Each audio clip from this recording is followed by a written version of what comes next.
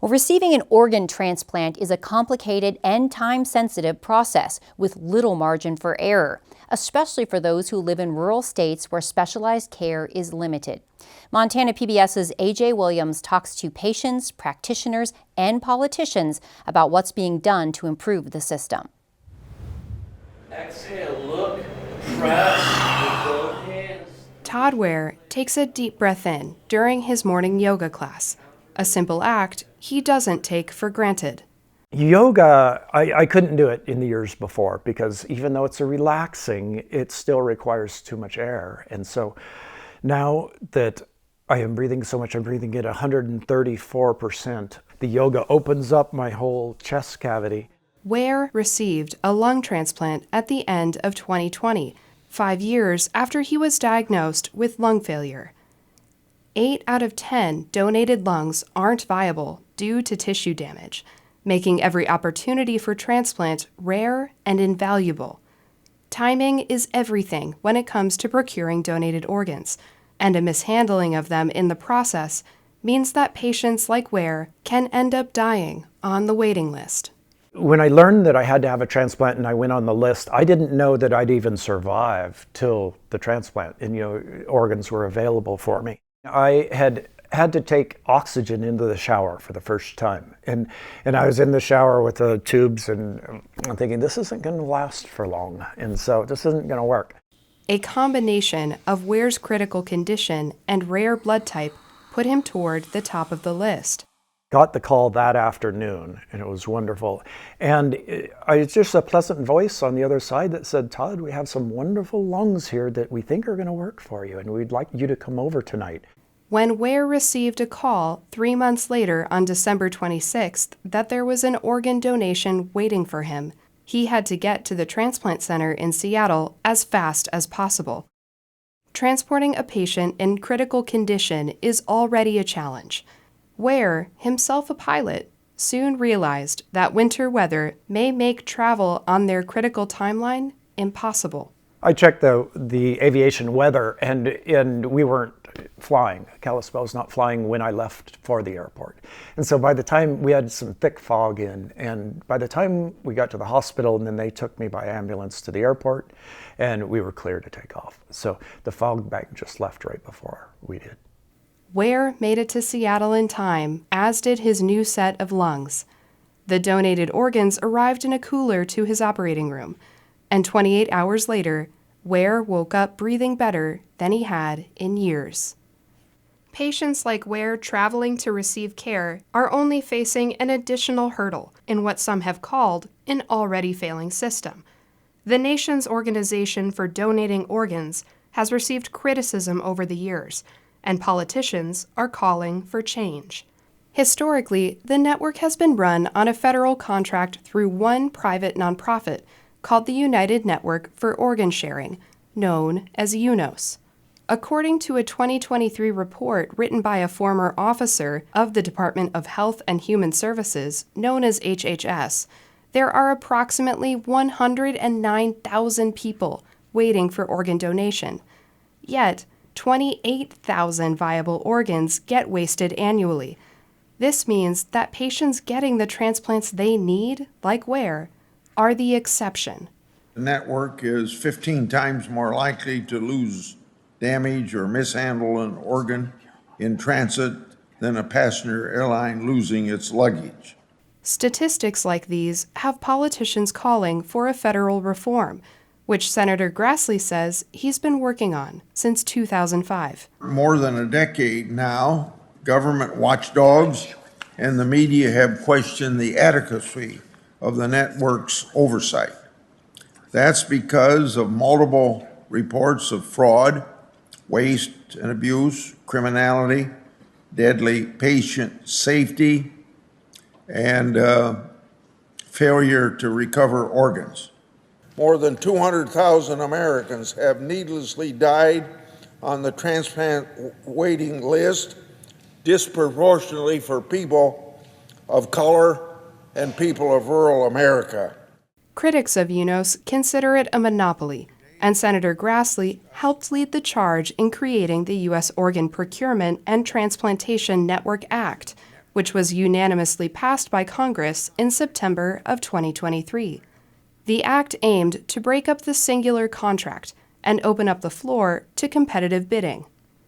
In a statement to Montana PBS, Grassley says that he believes that the reform, quote, will allow competent, qualified contractors with advanced technologies and logistics capability to compete for the federal contract. Patients should be served by the best contractors in the field and no longer have to settle for UNOS's status quo, unquote. Grassley also stated that as far as rural transplant care, quote, under UNOS's maladministration, rural residents and people of color have historically struggled to receive consideration for an organ match, putting them at severe disadvantage that endangers their lives, unquote. Additionally, HHS has the ability to revoke licenses for each organ procurement organization, and critics note that despite documented inefficiencies, as of 2023, HHS has never revoked a license. Since passing the act, UNOS and HHS both have made formal statements in support of the changes. However, Grassley pointed out in a recent congressional hearing that no changes have been implemented yet. Dr. Erica Lease runs Ware's care team at UW-Medicine in Seattle. She sees that failure of rural patients firsthand, as her team treats all patients from the Intermountain and Pacific Northwest as the lone center for lung transplants within the region. Getting access to basic pulmonary care can be really difficult for people in rural areas or in areas like Montana, where there really are very few pulmonologists who practice in the state of Montana. They need to be able to get here for transplant, and then of course they need to be able to follow up after transplant. Specifically for lung transplant, it's important to follow up with a lung transplant center for the rest of somebody's life to make sure that that organ continues to function well.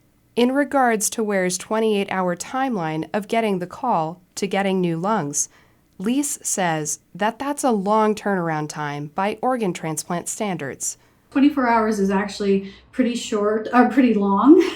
We used to say that people had to get here within 3 hours, which obviously then was really difficult for people who lived further distances. And in the distant past, we actually required everybody to relocate to this area while waiting for transplant as well.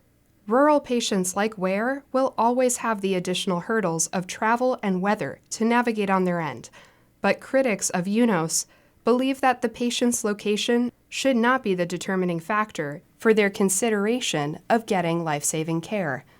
Another part of the equation in reforming the system will be the procurement of the donated organs.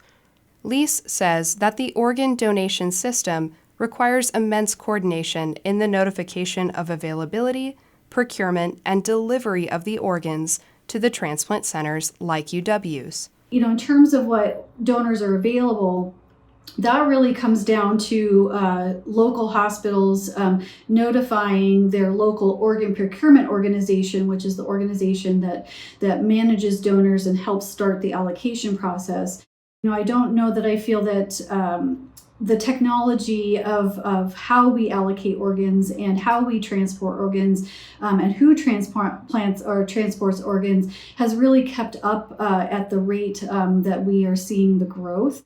Transplant centers like UW receive the information as to which patient would be a match for the donation and set the transplant process in motion, like they did for Ware. This is what we use to ventilate or breathe for the patient. Jack Lowney is an ICU nurse at Community Medical Center in Missoula, which is one of Montana's hospitals Life Center Northwest works with for organ donation. Lowney assists the team in keeping patients who are brain dead and will pass away stable while they wait for the procurement team to arrive so the donated organs will have the best chance of longevity for their recipient. In Montana, it's a very vast state, so it can take quite a while to actually get a rep here to talk to the family to see if this is something that they would want. It's determined on both sides that this is a good candidate and we have agreements on both parties, then we move forward. And you take one individual that's donated and 2 kidneys go to 2 different places. You know, liver went to a different place, this organ went to a different place. You know, one individual's life saves 4 to 5 other people, which is pretty cool. As the organs get sent across the country to hopefully make it to the right transplant patient within time, rural transplant hopefuls like Ware await that life-changing call. They're instructed to keep a packed bag and a charged phone and plan for every contingency they can.